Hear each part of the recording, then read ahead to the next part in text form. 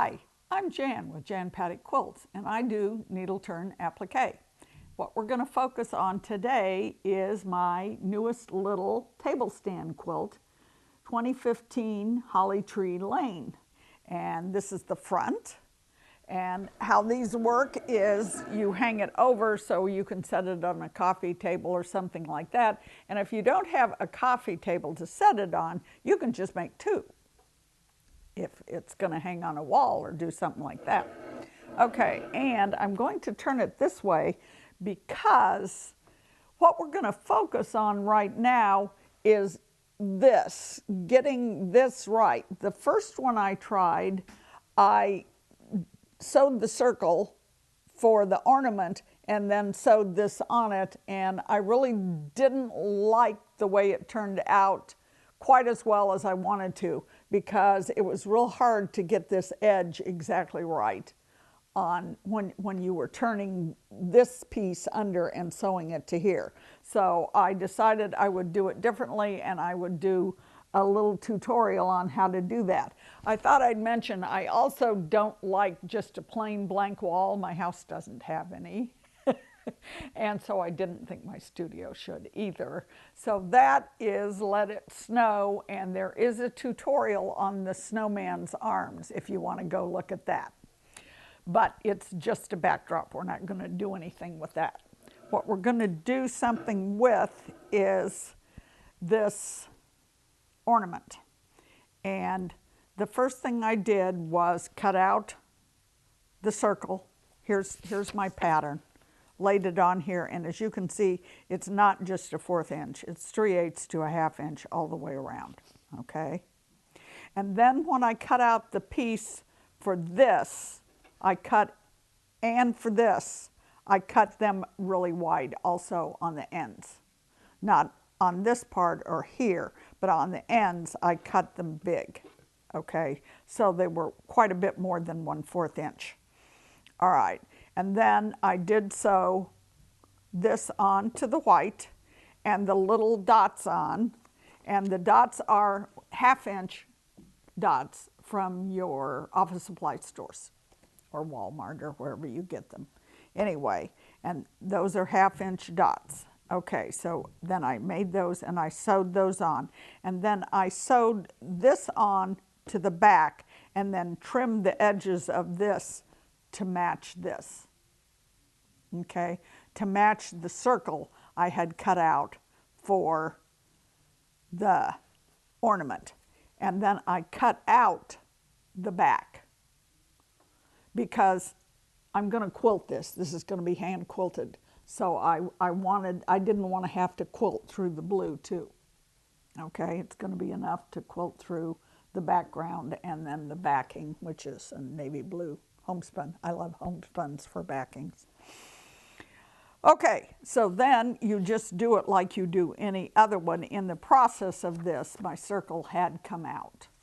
But you then do this like you do any other circle and do a large running stitch around the outside of the circle.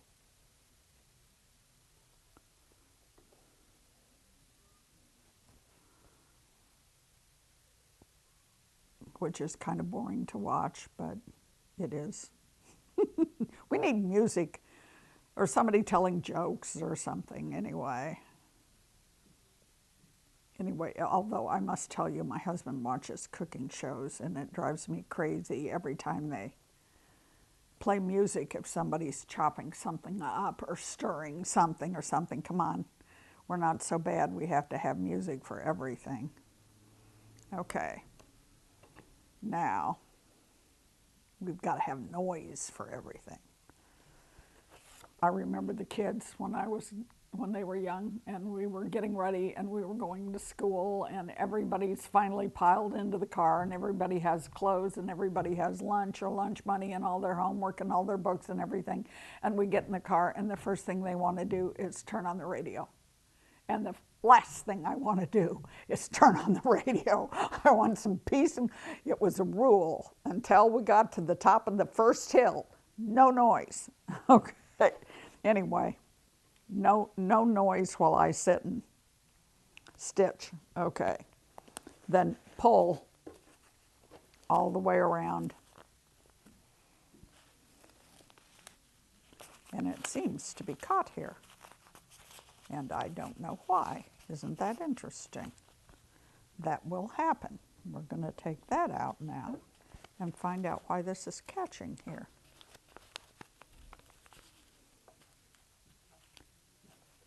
It shouldn't.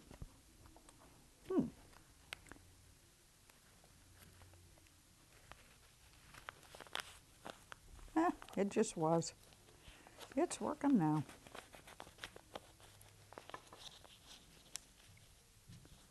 I hope. It's working on that side. It's not working on the other end. Well, I know where that is, so I'll just pull on it. There's more than one way to skin a cat. Just pull on the thread, or the knot. But it's right in here it's having trouble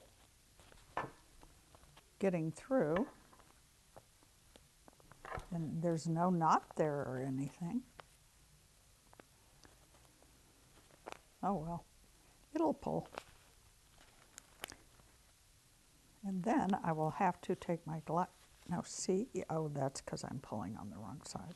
This one will go like this, and it will pull over.